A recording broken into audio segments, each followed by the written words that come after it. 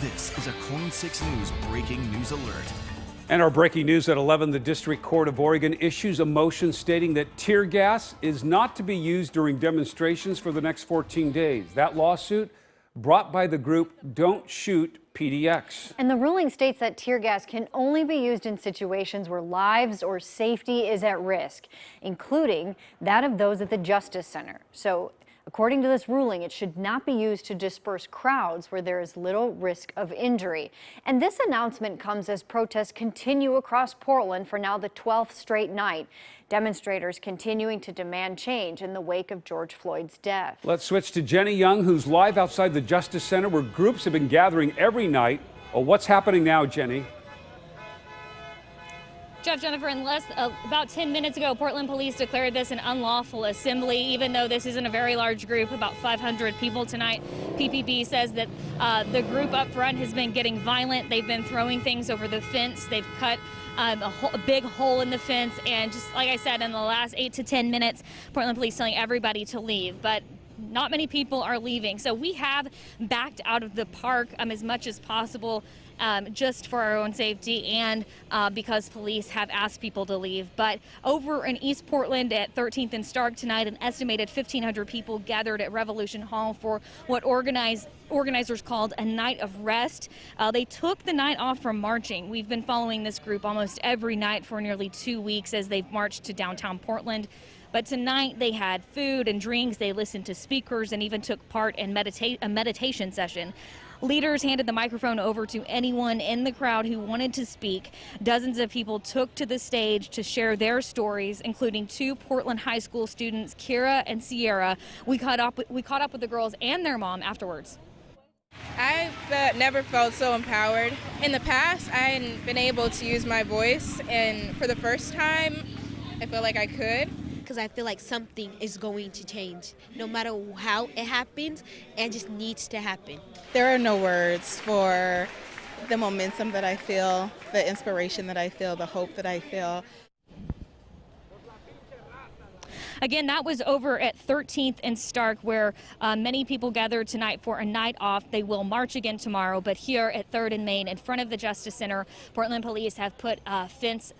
They put boards up, they've put even more fence up, and protesters have cut through some of that fence, and they've been throwing things over the fence. And just in the last 10 minutes, Portland police saying that this is unlawful and that people need to leave. So we will stay out here, continue to monitor this situation. Jeff, Jennifer, I'm going to send it back over to you. Right, and we'll switch back to Jenny if need be. Thank you. Stay safe. Portland police investigating an incident during yesterday's protest. You see that white truck?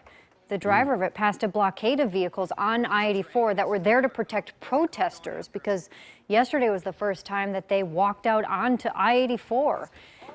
The viewer who caught this video says after the truck broke through, another driver sped after him, ramming his vehicle several times. And then he says things escalated just for a bit, but then the driver of the truck took off. The truck stopped. They approached the vehicle, and the guy inside, the driver, pulled out a gun on them, and everybody came running back away from the truck. And then I think they waited until the rest of the protesters cleared the freeway, and then he drove off with sparks flying off his trailer. Police say there were no known injuries, but tonight the investigation is ongoing. Well, Portland police also say they confiscated AR-15 style rifles from 2 men during last night's protest. They sent us this photo saying at least one of the men was cited. The Bureau also reports at least 1 arrest was made. The suspect is accused of throwing projectiles at officers.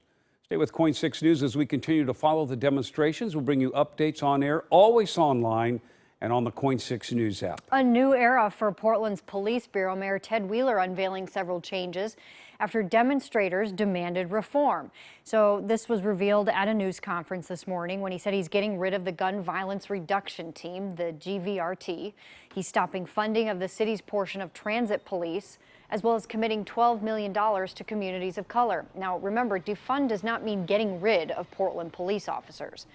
The mayor does plan to move, though, dozens of officers in certain units to other areas in the Bureau, and he says that there will be some other changes as well. I'm hearing loudly and clearly from demonstrators that they want us to completely reimagine the way that we think about public safety in our community. And I believe these reforms, combined with the resources that I've proposed we send out to the community, I believe those things work together to live up to the promise of that reimagination. These new changes will not be immediate, but the mayor and the new police chief say that they need to figure out first who will respond to shootings within the Bureau when some of those officers are reassigned. And the city does have a contract with TriMet, so they can't get rid of those officers yet until that contract expires at the end of the year. So we want to know what happens if the mayor makes good on his plan to dissolve the gun violence reduction team. We're digging deeper. Jacqueline Abad, live with how the new police chief and other leaders are responding to these changes tonight. Jacqueline? Well, Jeff, there is no timeline as to when the team would be dissolved. Chief Chuck Lavelle said that with these proposed police reforms, that would lead to structural change, and he's asking the community to support the Portland police officers as they move forward. We're at a crossroads in policing. It's not a reflection on the officers or the unit or the type of work. It's just the evolution of what we're dealing with at the present time. And my job is to lead the department through these changes. Today, Mayor Ted Wheeler announced significant police reform. We're going to dissolve the gun violence reduction team. In February of 2019, members from a few units, including the gang enforcement team, formed the gun violence reduction team. Since then, officers would contact the team after every shooting. I'm just not convinced, and others are not convinced, that we've landed on the right structure to really make a meaningful impact reduction in the number of shootings in our community. Commissioner Joanne Hardesty released this statement on social media, saying in part, a city audit of the GVRT found that here in Portland, a city with a 6% African American population, that 59% of those pulled over by the GVRT were Black. The math just doesn't add up. We need to dismantle racist systems, and we need to reinvest in our Black community and our youth.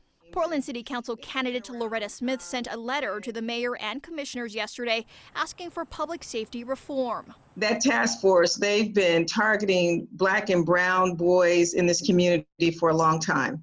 So I would much rather spend those resources in places where you can empower young people. So the question now is, who will respond to shootings in the city of Portland? We're going to have to figure that piece out. Those shootings have to get investigated. We have officers in that unit and detectives also.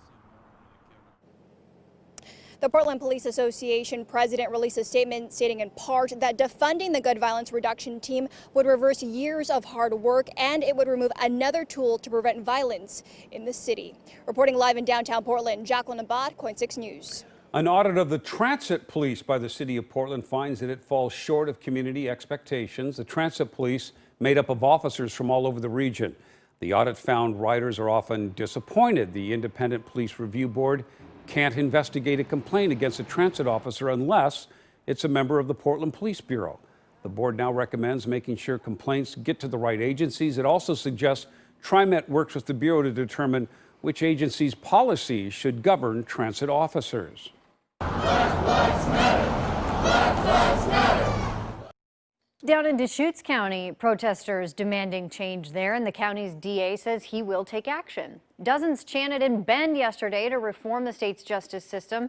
District Attorney John Hummel says he will use his power to push the Oregon legislature to require all law enforcement officers wear body cameras. You've told me loud and clear that I've not done enough. I've seen you and I've heard you. I think it's a great start. I think the proof will be in time.